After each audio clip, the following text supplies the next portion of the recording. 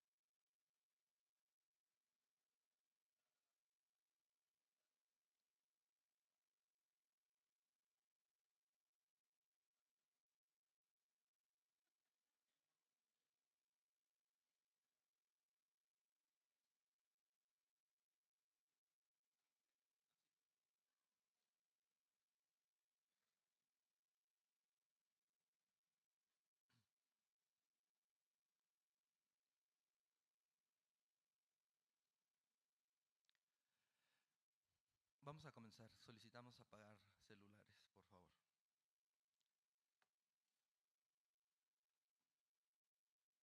Ahora sabemos que la expansión está indisolublemente ligada a la conquista material. Colón escribe: creo que si comienzan, vuestras altezas, en poco tiempo acabarán de los haber convertido a vuestra santa fe multidumbre de pueblos y cobrado grandes señoríos y riquezas, porque sin duda es en estas tierras grandísima suma de oro. Colón habla como si entre las dos acciones se estableciera un cierto equilibrio. Los españoles dan la religión y toman el oro. Pero, ¿y si no quieren dar sus riquezas? Colón habla, una vez más, sin la menor vacilación, de la necesidad de someterlos. Con este epígrafe, referido al múltiple papel que desempeñó tanto el descubridor como el colonizador de las Américas, les damos una cordial bienvenida a este segundo día de actividades del 27º Coloquio Cervantino Internacional, Antecedentes Cortesianos en Cervantes. Tendremos oportunidad de escuchar al doctor Carl Kohut con la conferencia magistral Francisco López de Gómara, Historia de la Conquista de México. El doctor Kohut es catedrático emérito de Filología Románica de la Universidad Católica de Eichstätt-Ingolstadt. Ha sido fundador desde el 85 y director del Centro de Estudios Latinoamericanos de esta universidad, presidente de la Asociación Alemana de Investigación sobre América Latina y también titular de la Cátedra Guillermo y Alejandro de Humboldt en el Colegio de México y en la UNAM. Con la profesora Rose es editor de la colección Textos y Estudios Coloniales y de la Independencia, publicada por Iberoamericana y Verbet. Su investigación abarca el humanismo en la península ibérica, la cultura iberoamericana colonial y la literatura latinoamericana de los siglos XX y XXI. Entre sus publicaciones recientes se hallan los artículos La teoría de la épica en el Renacimiento y el Barroco hispanos y la épica indiana, y de la utopía a la contrautopía, la cultura azteca vista por Hernán Cortés y Pedro Mártir de Anglería, ambos del 14. Y el libro Breve introducción a la teoría y la historia de la literatura latinoamericana. En el 96 le fue otorgada la Orden Andrés Bello, primera clase, de la República de Venezuela, y en el 2004 el premio Armando Discépolo a la investigación teatral de la Universidad de Buenos Aires.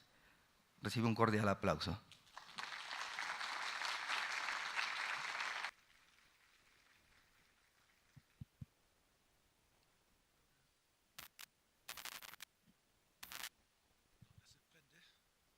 ¿Se escucha? No.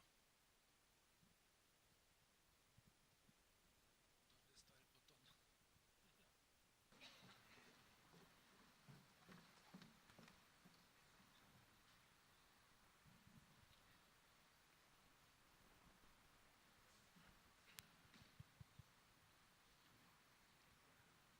Sí, probando. No sé. La técnica tiene sus fallas. Sí, bueno, probando.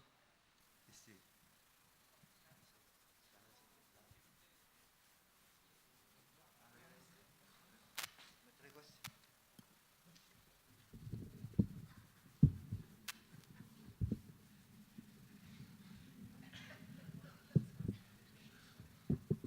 Bueno.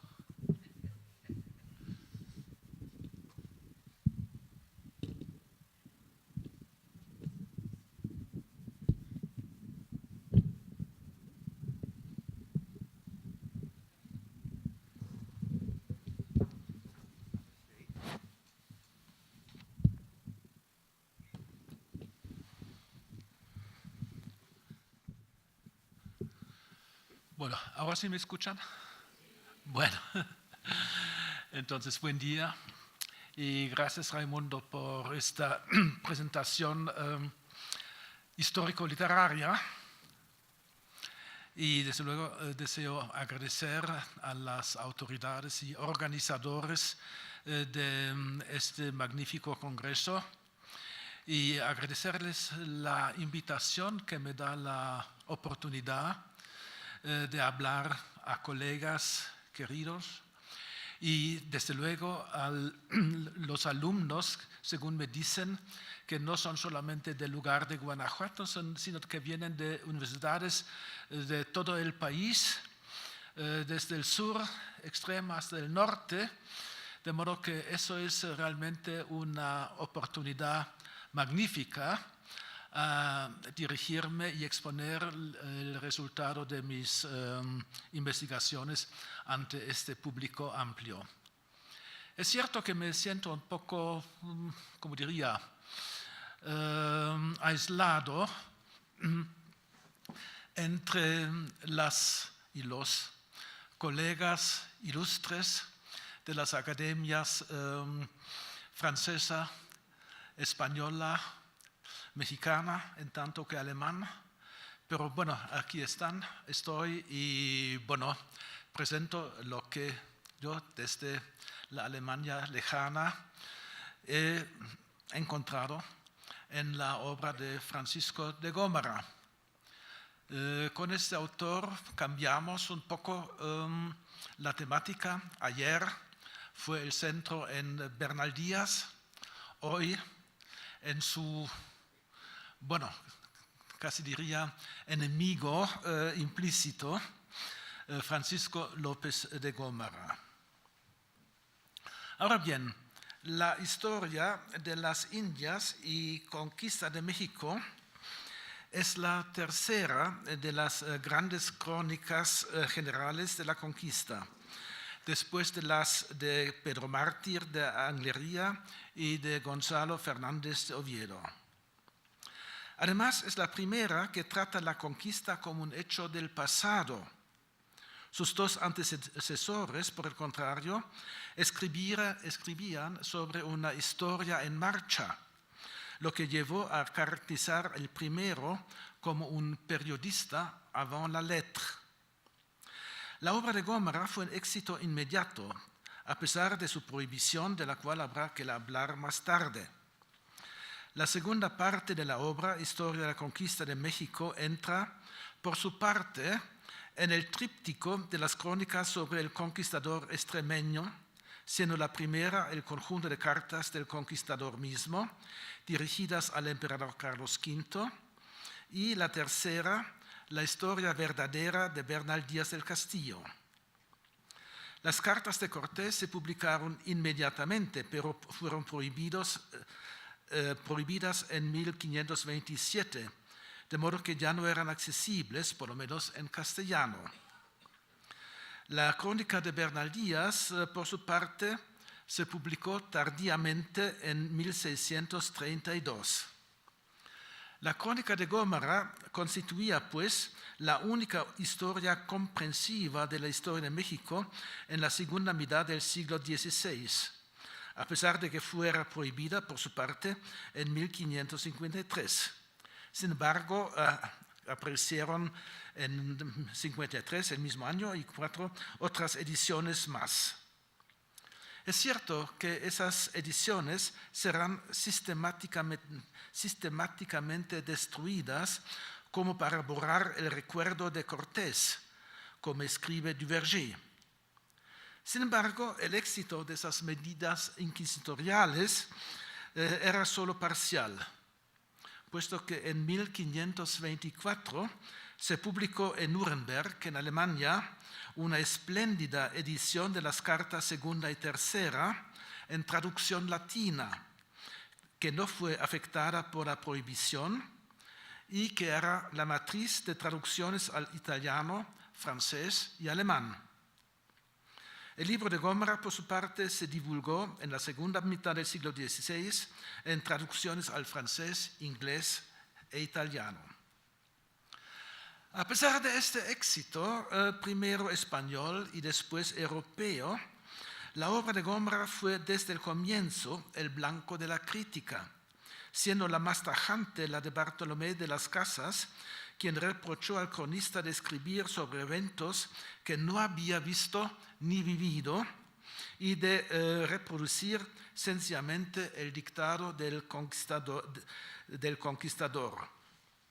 Por eso, su obra se consideró como un elogio inadecuado del extremeño y una disculpa de las violencias de los españoles. Esa crítica se encuentra de modo análoga en la historia verdadera. En la recepción moderna de la historia de la conquista de México encontramos las mismas críticas en una forma apenas modificada. Así, Duverger desvalúa la crónica de Gómara en comparación con la de Bernal Díaz, escribiendo que Cortés habría utilizado Gómara porque necesita una pluma oficial que redactara una crónica que sería la contraparte de la historia verdadera.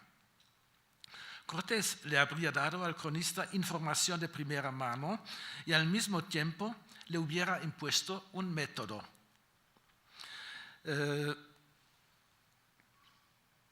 Conociendo su estilo frío y límpido, Cortés le hubiera inducido a renunciar a poner en escena lo que llama la vida, reduciéndose a actos, fechas, lugares, cifras, nombres, pero de psicología nada. En esta interpretación, Gómara se convierte en algo como un títere en manos del viejo conquistador, títere, sin embargo, que no se da cuenta de serlo y se presenta como un historiador seguro de su oficio. Esta imagen del cronista va más allá de las casas. Sin embargo, en oposición a él, Duverger no retoma el concepto de lo visto y lo vivido que Bernal Díaz repetirá en su Historia verdadera y que ya antes Fernández de Oviedo había utilizado contra Pedro Mártir. Tampoco retoma la crítica implícita de ser un defensor de las conquistas españolas. Esta crítica de defensor de conquista española aparece en la formulación más tajante posible en otro libro reciente sobre Gómara.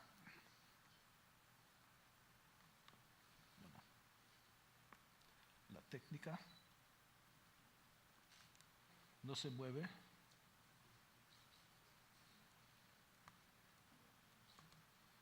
¿Cómo? No se mueve, no sé qué tengo que...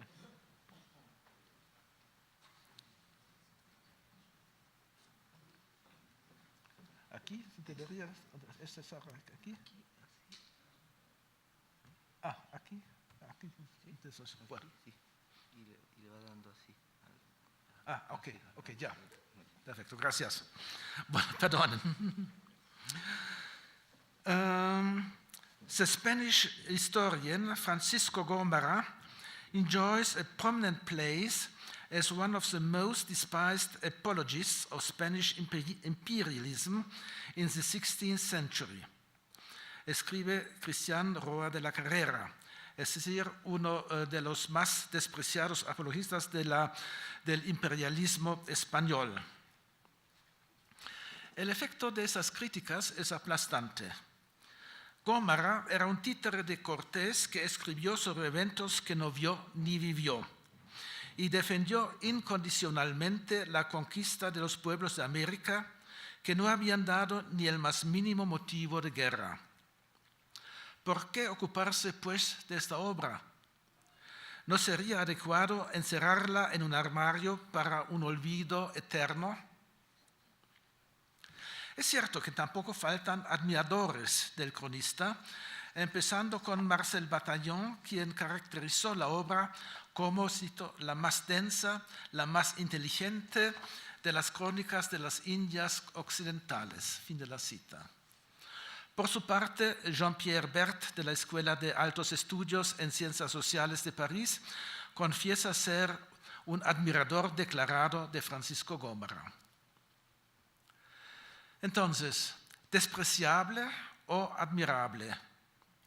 Parece que la crónica de Gómara sigue dividiendo a los estudiosos hasta hoy en día. En esta conferencia deseo analizar la figura del historiador tal como se vislumbra en la historia de la conquista de México, y me limito a esta obra en vista de la temática de esas jornadas. Esta meta se funda en la presencia del autor que se manifiesta en numerosos pasajes. Deseo, pues, analizar este yo del historiador, discutiendo los efectos que ejerce sobre la obra. Dividir la argumentación en 4 partes: la teoría de la historia, las fuentes, la historia y, finalmente, el defensor del imperio.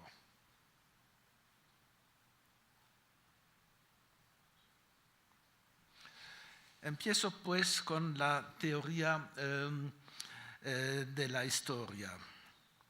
Las reflexiones teóricas de Gómara son sumamente sucintas y se encuentran esencialmente en 3 breves textos.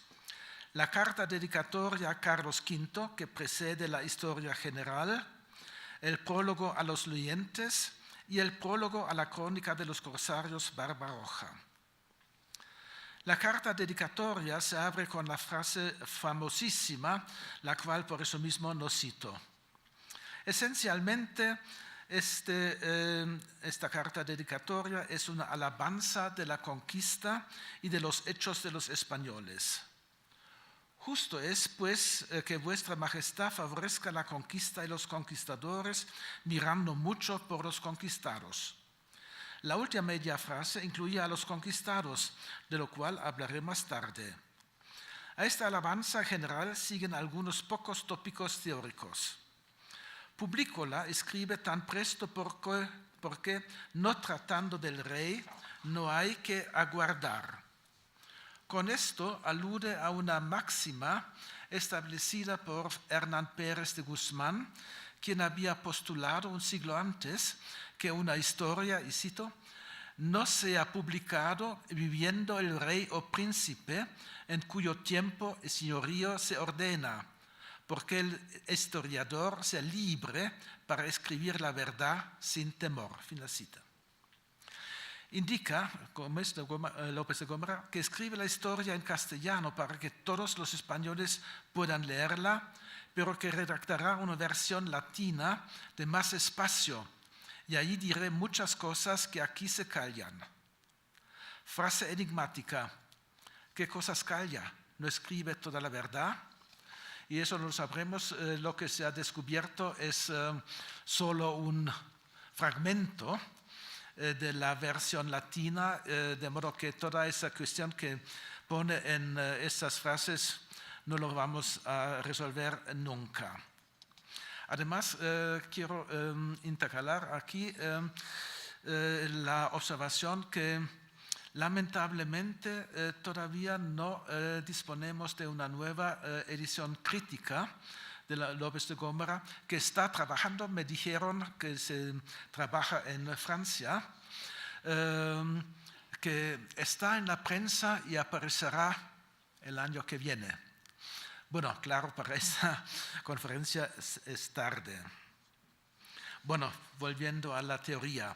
En el prólogo a los leyentes, Gómara expresa sus ideas de una manera tan lacónica que es difícil ir más allá de la pura cita.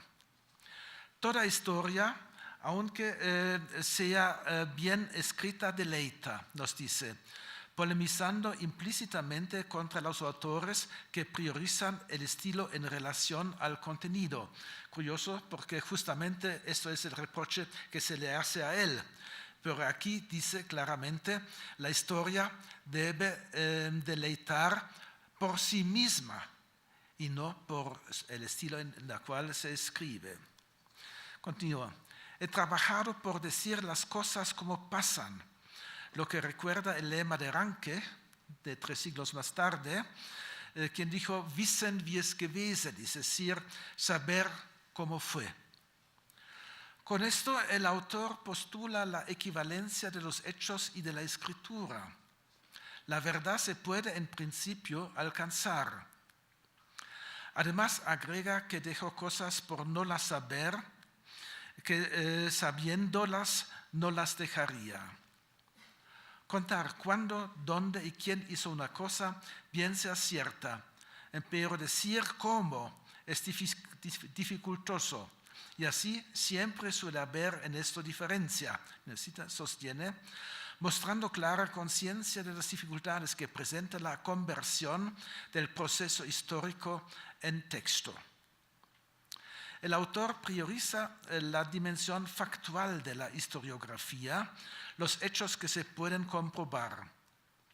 Es cierto que inicia algo el problema de establecer esos hechos concretamente.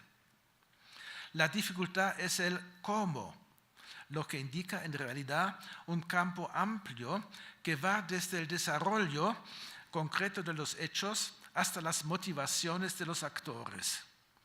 En las últimas frases explica su modo personal de escribir historia. Prefiere la brevedad porque es más apta para llegar a la verdad. porque particularizar las cosas es engañosa y aún muy odioso. ¿No? Cuanto a las entradas y conquistas que muchos han hecho a grandes gastos, y yo no trato de ellas, digo, aquí lo resaltado para mostrar la importancia del yo, digo que dejo algunas por ser de poca importancia y porque las más de ellas son de una misma manera y algunas por no las saber, que sabiéndolas no las dejaría. El historiador es el dueño de la materia histórica que trabaja. En efecto, el autor enfatiza la subjetividad de su obra. Es cierto que se refiere solo a la selección de los hechos. En la representación de ellos, por el contrario, debe atenerse estrictamente a la verdad. Algo más explícito es el autor en el prólogo a la crónica de los corsarios Barbarroja, donde reflexiona sobre la dificultad de alcanzar la verdad, estableciendo una separación metódica entre la historia de hechos pasados, hace mucho tiempo, y la moderna. El pasaje merece una cita extensa. Para entender esas historias he hecho gran diligencia y la hago todavía, y haré de aquí adelante para poder de esto decir toda verdad, sin haber de fingir mentiras o verosimilitudes como hacen los que no alcanzan lo verdadero de las historias y los que escriben como cosas antiguas y allá del otro siglo. Muy dificultoso y muy trabajoso es saber la verdad, aún en la historia moderna, cuanto más en la vieja, porque en la una hemos de acudir a lo antiguo y por ventura a lo olvidado, y en la otra tomar lengua y noticia de los que se hallaron presentes en las guerras y cosas de que tratamos, y aún a las veces de quien lo oyó contar al que lo vio, los cuales todos suelen por odio o por envidia o por gracia y lisonja encubrir la verdad, contando las cosas muy al revés de lo que fue. Gomara traza pues una línea divisoria entre la historia antigua y la moderna, que se distinguirían esencialmente por el carácter de sus fuentes. En la historia antigua, los autores tienden a ficcionalizar el pasado por la escasez de fuentes. En la historia moderna, es decir, en la más reciente, el historiador depende de testigos que por lo general son poco confiables, aseveración que puede ser un eco de experiencias personales. Con esto y sin decirlo, Gomara desecha el tópico de lo visto y lo vivido. No se preocupa, como lo habían hecho Fernández Oviedo y Pedro Mártir, por establecer la importancia del estatus moral del testigo, sino que insiste, por el contrario, en su poca fiabilidad. En ese sentido, Gomara es más moderno, lo que sabemos por las investigaciones de la psicología moderna. Los testigos visuales son lo más inseguro posible, ¿no? Pero, en ese sentido, él es más moderno que la mayoría de sus coetáneos que insistían en la importancia de lo visto y lo vivido. La teoría de la historiografía de Gomara es un eco de la teoría del bachiller Pedro de Rúa, quien había sido su maestro en Soria. Esta se encuentra en las cartas que Rúa había dirigido a Antonio de Guevara, que se publicaron en 1549. Por su parte, la historiografía de Rúa se funda en la filosofía de la historia que el humanista valenciano Juan Vives había desarrollado en su magnum opus De Disciplinis Libri Viginti de 1530 y su retórica publicada en 1532. Profundizar esta herencia sería el tema de otra conferencia. Y con eso paso al próximo.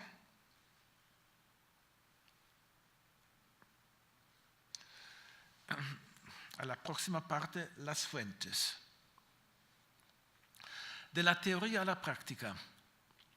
En lo que sigue deseo analizar el modo en que se muestra el yo del historiador en su texto. Y empiezo con su manejo de las fuentes. Para Duverger la cosa está clara.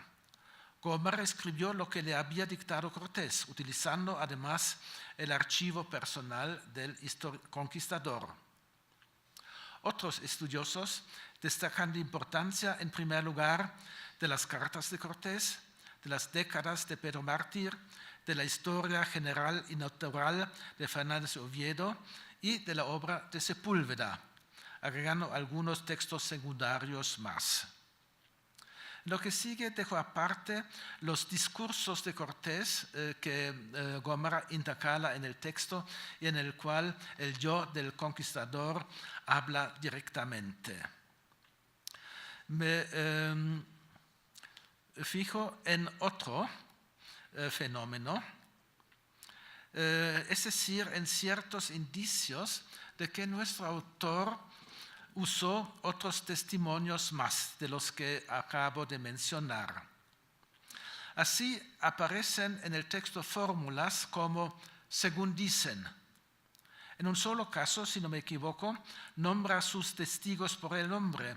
Así cuando habla del osar de cabezas de hombres fuera del Templo Mayor, nombrando a Andrés de Tapia y Gonzalo de Umbrío como testigos de vista. Generalmente esos testigos citados quedan anónimos. Citaré algunos casos que me parecen ser significativos.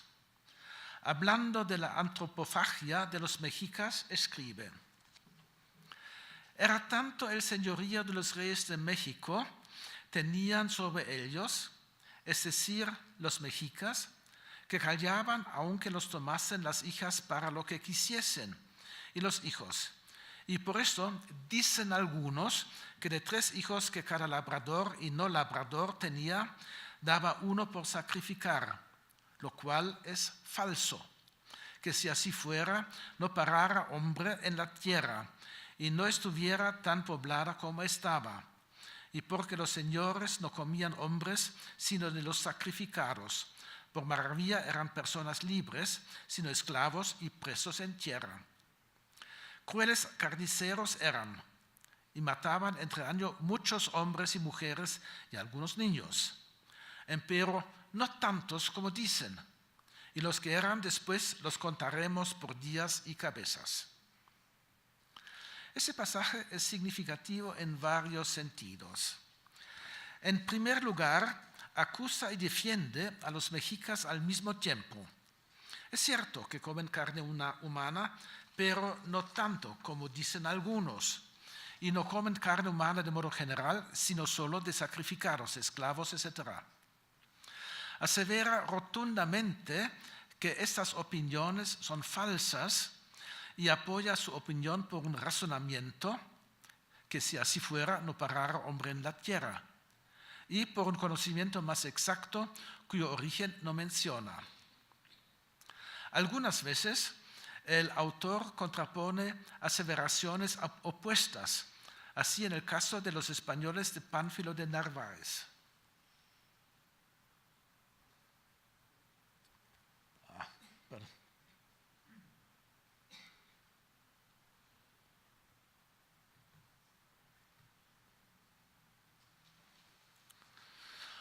Unos cuentan que ellos se amotinaron y otros que Cortés los sobornó con cartas, ofertas y una carga de collares y tejuelos de oro que envió de secreto al real de Pánfilo de Narváez con su criado y que publicaba tener en Zempoallán 200 españoles. Todo pudo ser que el uno era tibio y descuidado y el otro era cuidadoso y ardid en los negocios.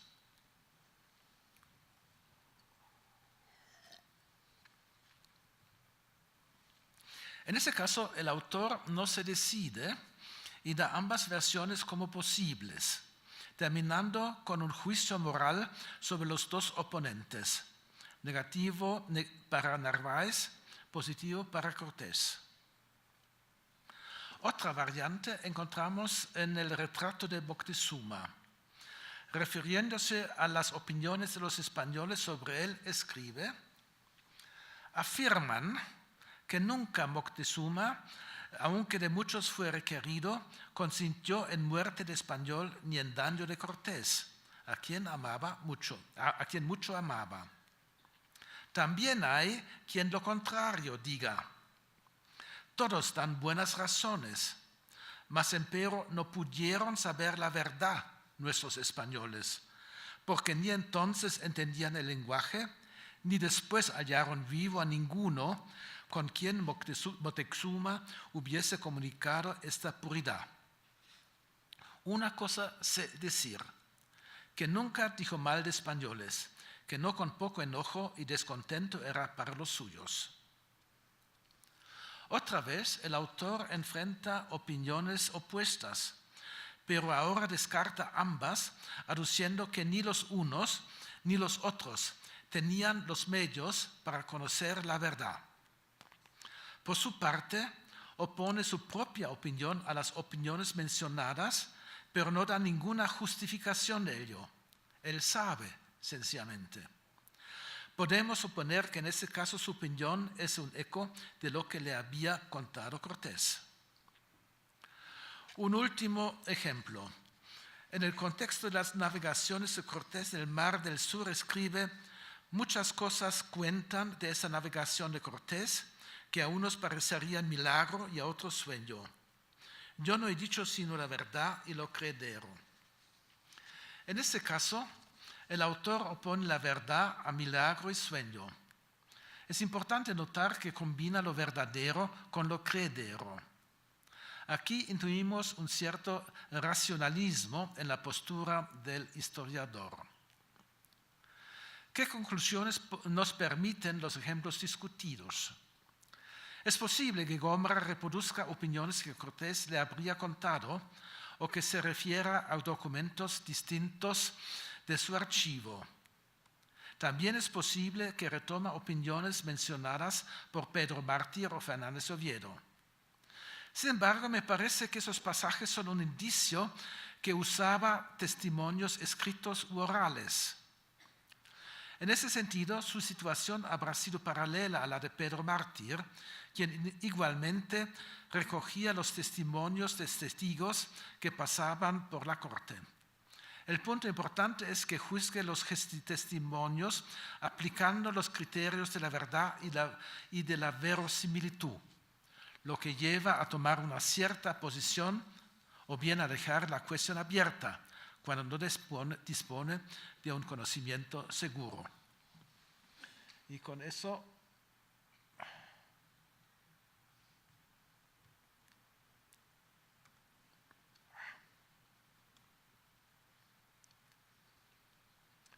llego, ¿dónde está?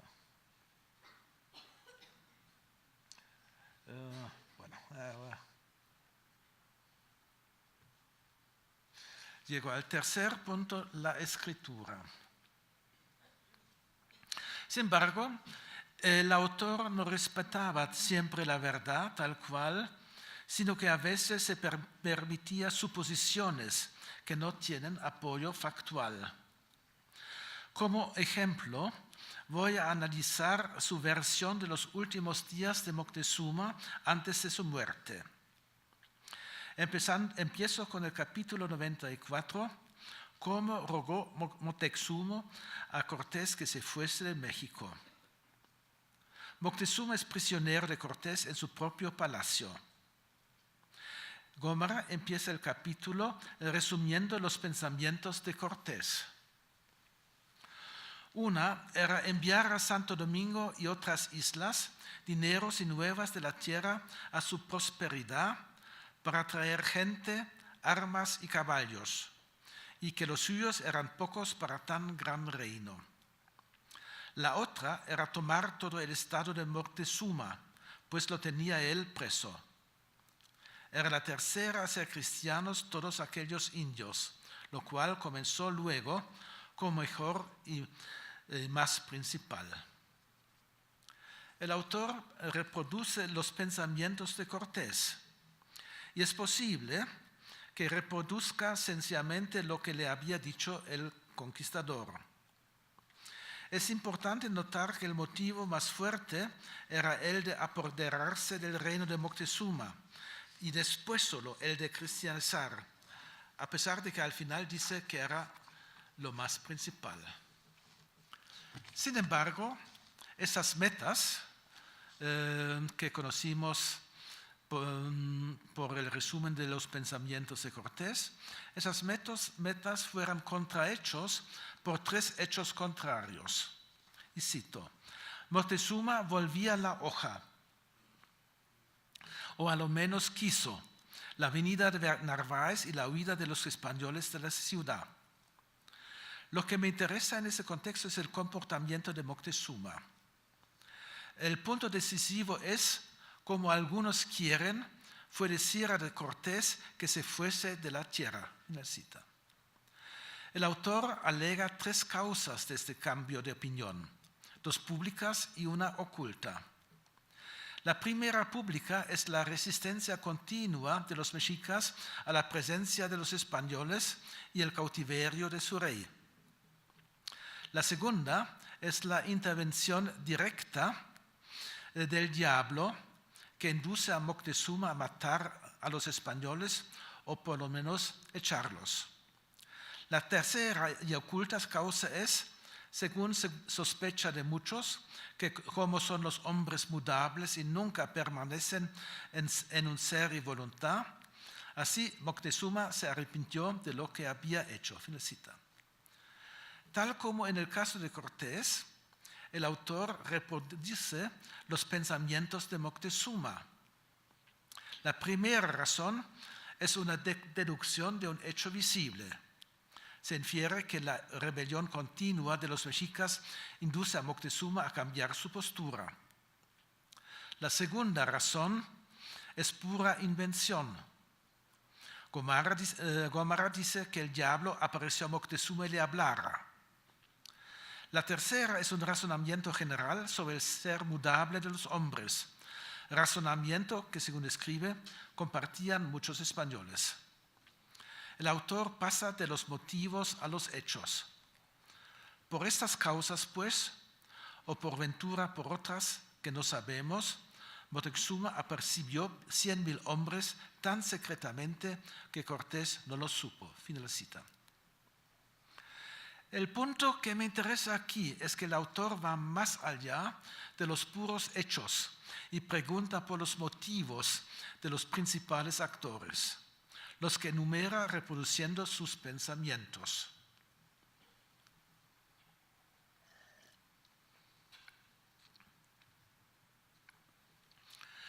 Lo más simple son, como queda dicho, los motivos de Cortés que el autor habría conocido, posiblemente directamente por el actor mismo.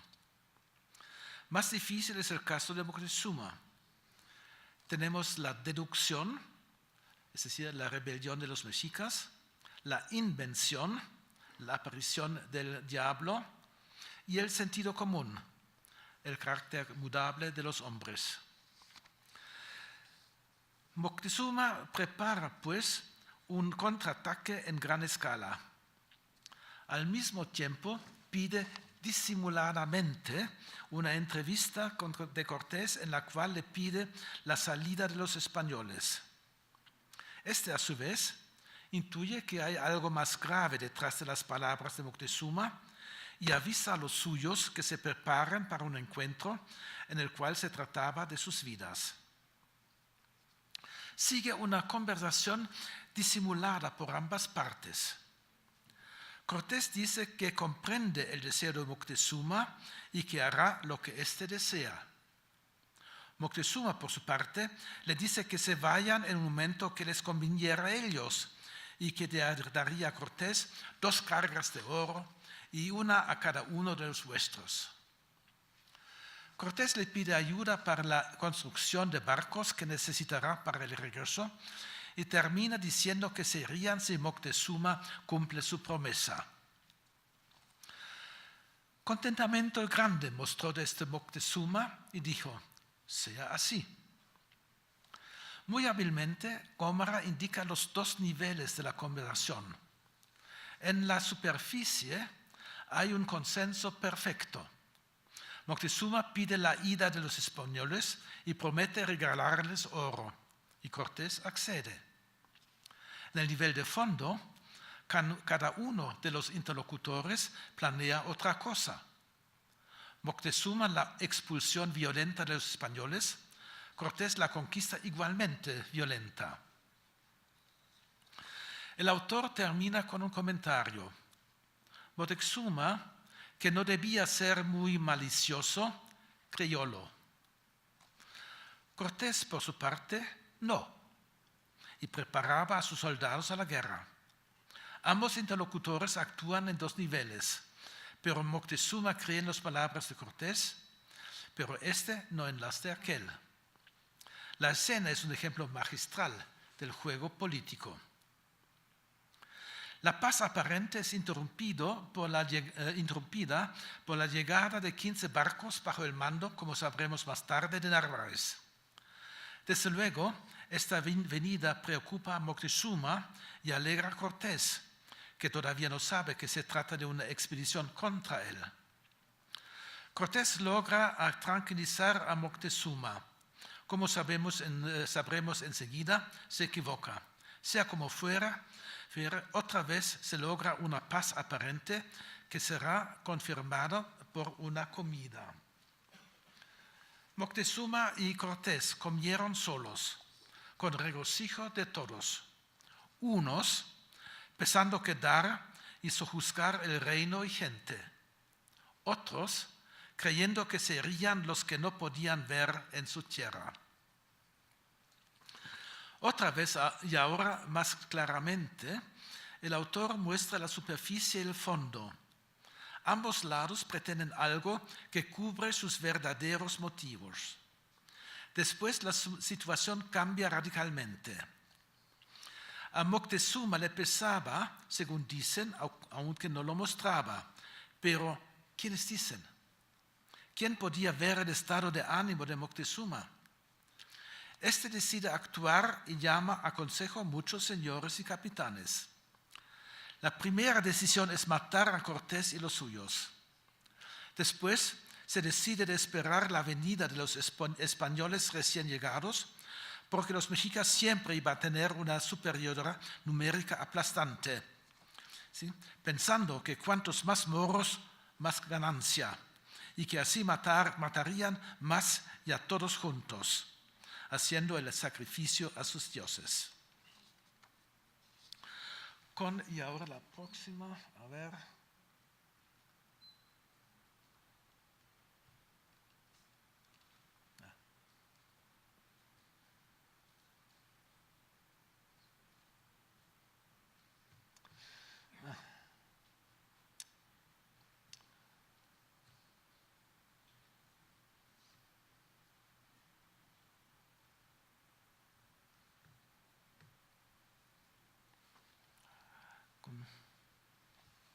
Sí, aquí está.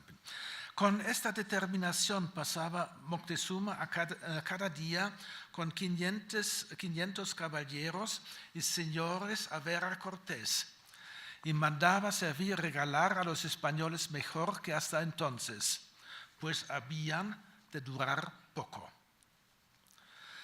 Con este giro, el autor explica y justifica hábilmente la reacción de Cortés, quien sigue con su propósito de adueñarse del imperio de Moctezuma. Sin embargo, el autor presenta algo como un hecho, lo que no puede saber.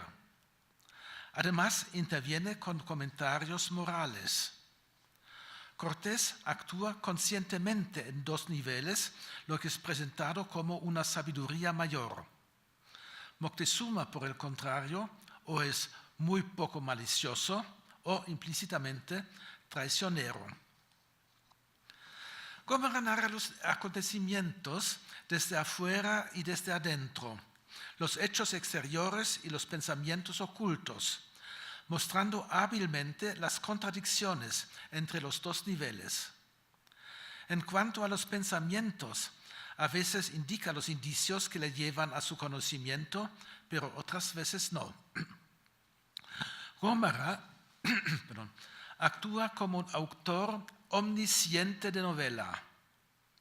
Utiliza implícitamente y posiblemente las narraciones del conquistador. Otras veces se basa en narraciones de otros que no especifica. La narración aparentemente tan sencilla es, en realidad, sumamente compleja.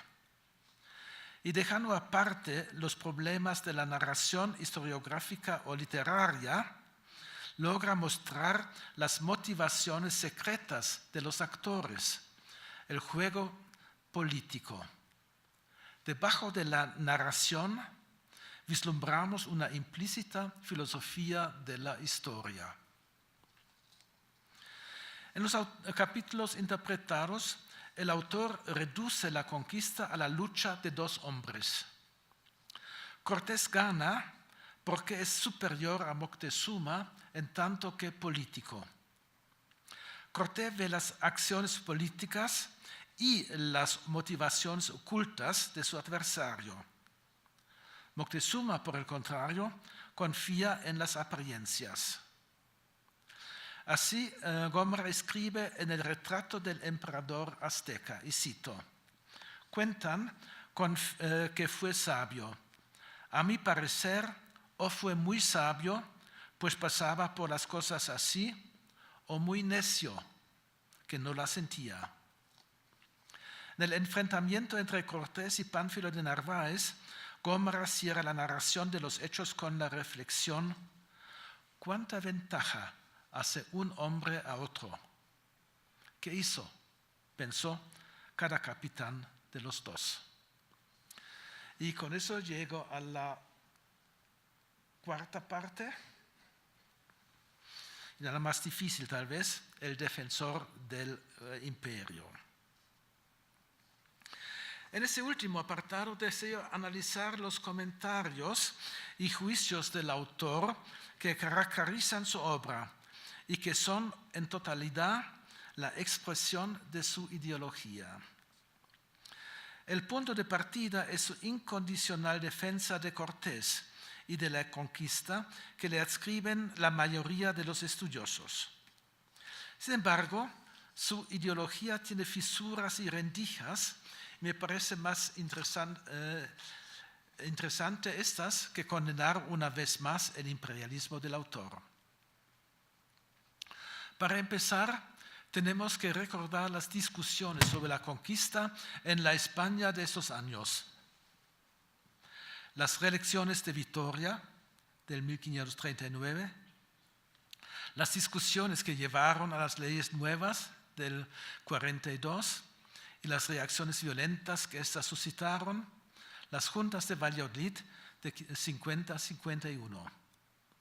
Nuestros juicios actuales son dominados por juicios morales. La conquista es considerada en su conjunto como un crimen contra la humanidad, y nuestros héroes son las voces disidentes. A primera vista no queda duda de que Gómara está del lado de los defensores de la conquista, del lado de Sepúlveda y no de las casas. Su admiración aparentemente por Cortés no tiene límites. Y ya al comienzo reexclama: con tan poco caudal ganó tan gran reino. Nunca jamás hizo capitán con tan chico ejército tales hazañas, ni alcanzó tantas victorias, ni sujetó tamaño imperio.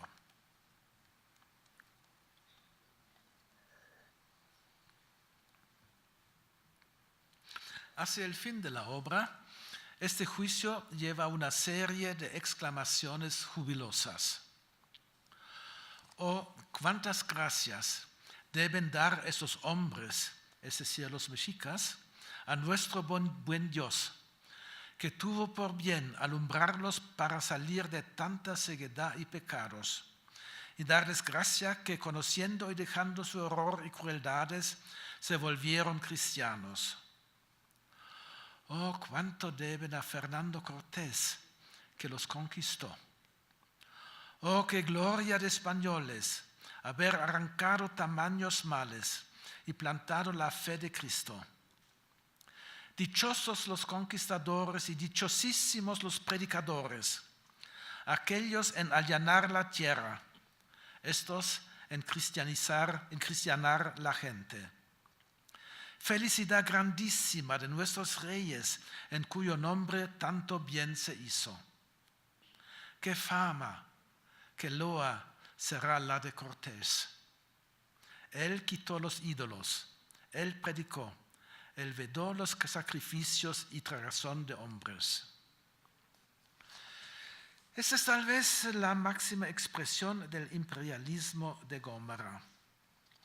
La conquista era un bien para los conquistados, una liberación. Incluso en el contexto ideológico de la época, estas exclamaciones representan una posición extrema. Para nuestro tiempo son la prueba de su imperialismo incondicional. Sin embargo,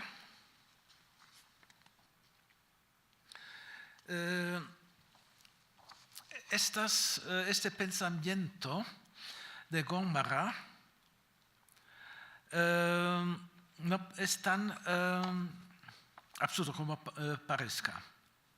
Este pasaje me lleva a hacer dos observaciones. En primer lugar, lo de estilizar la conquista como liberación. Ahora nos parece una infamia, un cinismo extremo. Es fácil condenar este pensamiento como un imperialismo extremo. Sin embargo, eso me llevó, y ahí me atrevo a un excurso a la modernidad.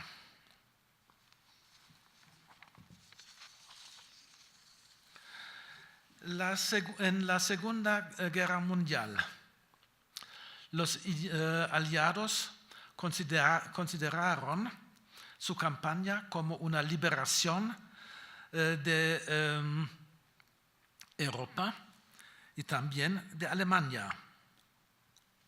Para los alemanes, desde luego, era una derrota. En un discurso que se hizo famoso en el año 1985, el entonces presidente de la República, Richard von Weizsäcker, declaró que el día de la derrota era también un día de liberación. Este discurso suscitó discusiones enardecidas. Sin embargo, Weizsäcker expresó una verdad dolorosa. Es cierto que para la Alemania, que debajo del nazismo, la derrota era también una liberación. Es decir, lo que quiero decir, que una derrota puede ser considerada como una liberación. A los alemanes nos costó mucho comprender y aceptar este pensamiento que ahora pertenece a la opinión común de nuestro país. Más recientemente tenemos el ejemplo de la democracia. La democracia que es considerada como el régimen político más alto accesible. Y los diferentes países se juzgan según el grado de democratización que han alcanzado. Bueno, la cosa no se queda ahí. En casos concretos de la historia reciente, los poderes del Occidente intentaron derrumbar un régimen considerado tiránico e introducir la democracia. Pienso en Gaddafi en Libia y Hussein en el Irak. Es decir, que un ataque, una guerra violenta es considerada como justa y para el pueblo en cuestión como una liberación. Lo que para nosotros hoy es la democracia, que en el caso extremo se defiende también con la guerra, en el 16 era la fe católica. Es decir, lo que quiero decir, no quiero llevar la comparación más lejos, sencillamente quiero decir que esta idea de liberación de Gomara tiene que comprenderse en el contexto ideológico de su tiempo y que es muy fácil para nosotros condenarlo con un argumento moral. Y mis ejemplos recientes debieron servir de apoyo para decir que nosotros tenemos muy pocas razones para juzgar moralmente el pasado. La segunda observación que me inspira el pasaje citado. Gomara pinta en ese pasaje y en lo que sigue más ampliamente la imagen de un pueblo liberado. Yo me pregunto, ¿son esos capítulos un eco del proyecto de mestizaje de Cortés, según piensa Duverger? También me inspira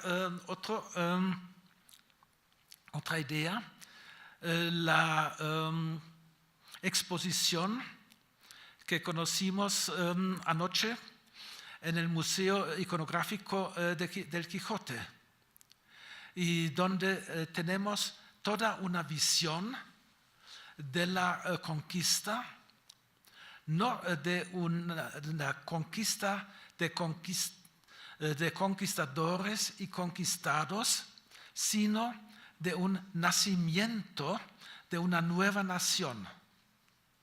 Eso me parece ser la idea esencial de la exposición que vimos anoche. Y yo me pregunto, ¿son esos pasajes de Gomara una intuición de algo que solo podemos comprender hoy? Bueno, dejo abierto la pregunta porque vamos a escuchar la ponencia de Fermín del Pino enseguida, que nos hablará con más conocimiento y más tiempo sobre la visión del mundo azteca en la obra de Gomara. Bueno, con eso termino con una conclusión que es una conclusión realmente muy corta y breve. Traté de mostrar el yo del historiador, tal como se vislumbra en la crónica. Y a mí me parece que vislumbramos una personalidad fuerte. Y más aún, creo que se puede intuir detrás de la figura del historiador una implícita filosofía de la historia. Me parece que nos queda todavía mucho a investigar en la obra de Gomara. Gracias por su atención.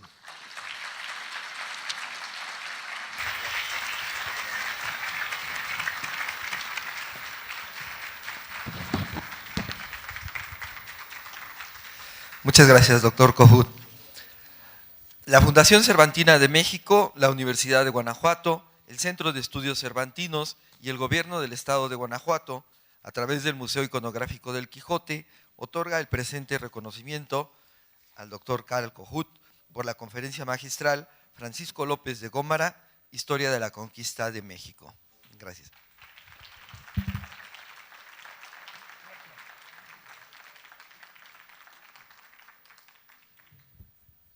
Bueno, hacemos un receso y